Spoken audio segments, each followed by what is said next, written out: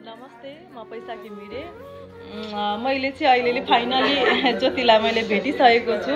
तपाईहरु सबैजनाले रिक्वेस्ट गर्नुभएको थियो ज्योतिलाई गएर भेट्नु न भनेर र आज उ पनि फ्री रहेछिन् र उसँग मेरो भेट भइसक्यो। ज्योति कस्तो फिल भयो?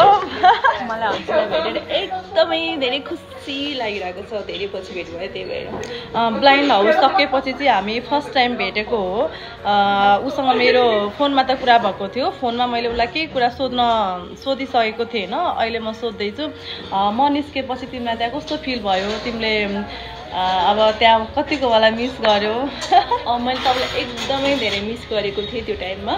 अनि पछि म चाहिँ अरू टाइममा त म मिस गरेकै थिएँ होइन, तर लास्टमा मैले एलिमिनेसनको टाइममा तपाईँलाई सबैभन्दा बढी एकदम धेरै मिस गरेको थिएँ। किनभने त्यहाँ तपाईँ भएको भए चाहिँ मैले एकदमै राइट कुराको एकदमै राइट डिसिजन लिन सक्थेँ। म तपाईँसँग केही कुरा सल्लाह लिन सक्थेँ होइन। अनि त्यही हो, अब त्यो गार्जियन नभएपछि अलिकति कहिलेकाहीँ हुन्छ नि, अब के गरे अब त्यही हो अलिकति। अहिले म अलिकति गलत देखेको छ सबैको ठाउँमा। अब म गलत भएको छु, त्यही हो, राइट डिसिजन लिन सकेन, त्यति हो।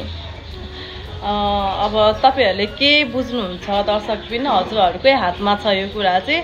मलाई चाहिँ यो विषयमा केही थाहा छैन, किनकि त्यो टाइममा म त्यहाँ थिँदा पनि थिइनँ।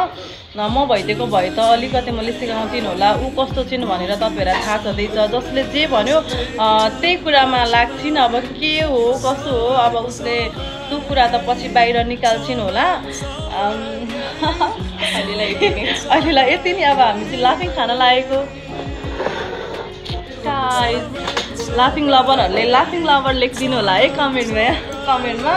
यो चाहिँ झोल वाला, यो चाहिँ सुक्खा। Oh my god.